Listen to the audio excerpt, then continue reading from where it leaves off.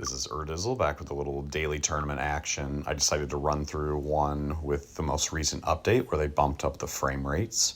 So this is the first video I've done with the 60 frames per second bump from what it was for the 30s. So it looks like quite a few people had gotten a 12 under, so that looks like that's our target.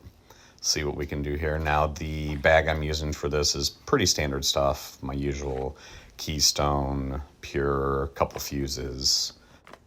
And I did make one minor change to my normal bag just for this particular layout. So the Explorer and then my pair of muskets, I've been using them forever. The new disc here is my Glide Light Ballista Pro that used to be in the bag before I got the Rive.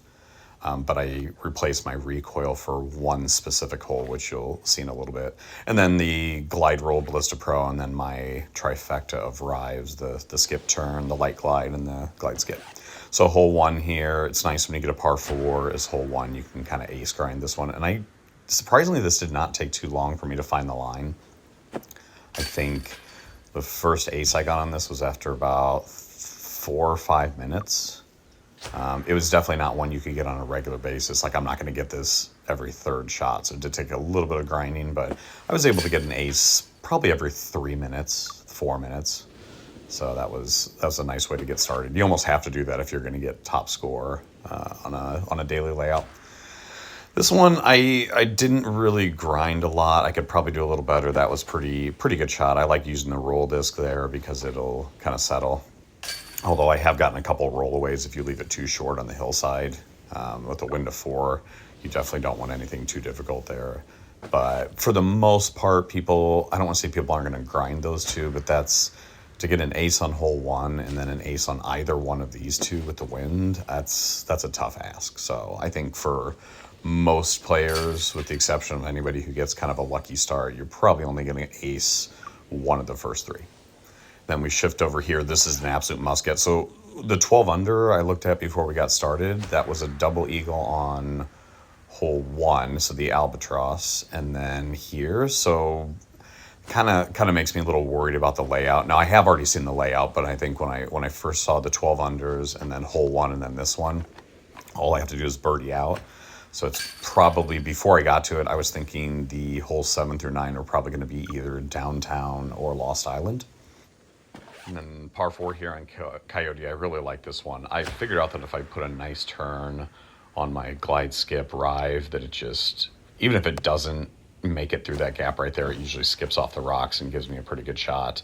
I found that the glide skip Rive actually gets a little bit more turn than the Ballista Pro. And so it's kind of nice in this to just turn it over and let it glide through there. And then here I debated on what to throw. I decided to go Ballista Pro. Even though it was only 432 feet, I didn't want to throw a Rive and have it go a little too hard and clip that top arch there. So I kind of just played the shot I knew would get up there under the basket.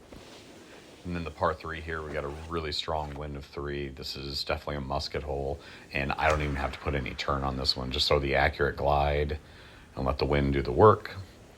And sometimes it goes left of that tree, sometimes right. Occasionally I'll get behind that, but I don't like to mess with any wide turns because I've had it swing too far out wide left and clip one of those cacti or just not make it far enough back. So pretty safe shot.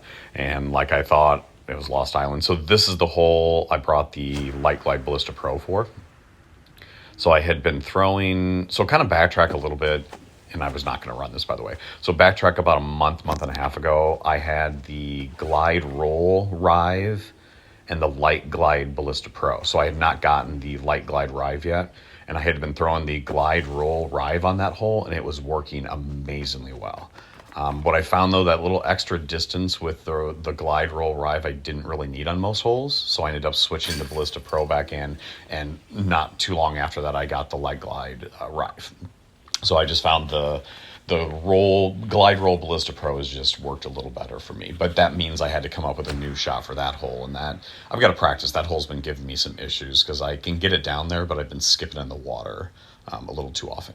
And then here I just missed the bridge. That was my skip turn Rive. And got me down here, and I have not gotten the 12 under yet, but I felt pretty comfortable running this one. So I switched to my accurate glide fuse, and I was that close that close. That would have been a huge one. But I was not able to get it. And for a second there, I thought I was kind of pinned up against the rocks, but just had to do a little straddle out to the side and it was fine. And this is not I mean, these are hard holes. So these holes are given us on 7, 8, 9. These are not easy. This is definitely one of the trickier. I think people would argue that this is one of the hardest holes on Lost Island, just to get a birdie on it. And right here, I was so pissed. I'm like, are you kidding me? I'm behind the bush. But I think I'm in the bush. So I decided not to straddle out to the side of it. And I'm just throwing here like the bush isn't even there. And luckily, there was no collision. Usually when you're that close to the bush, it'll appear transparent, so you can kind of tell that it's not going to cause any issues. But before I threw that one, I thought the collision was going to knock that down and I'd have to start over, but I was able to get it. So there you go. There's the albatross on 1, the eagle on 4, and that's all she wrote. I always like to throw the disclaimer out there that anything is possible, but I'm not seeing anybody grind for the 13 under. This is just kind of too annoying a layout. So good round, good. I like the frame rate changes. And there's an overview of my bag as well. So again, the Explorer, the muskets, and then that Ballista Pro that I tossed in there. Overall, good changes. I'm enjoying the new skyboxes and the visual. Obviously, it is a battery hog, but game's looking good, and I like what the developer's been doing with it. So hopefully you enjoyed, and I'll be back soon, hopefully over winter break when I got some free time to do a few more videos and probably a good walkthrough of Pioneer Bay.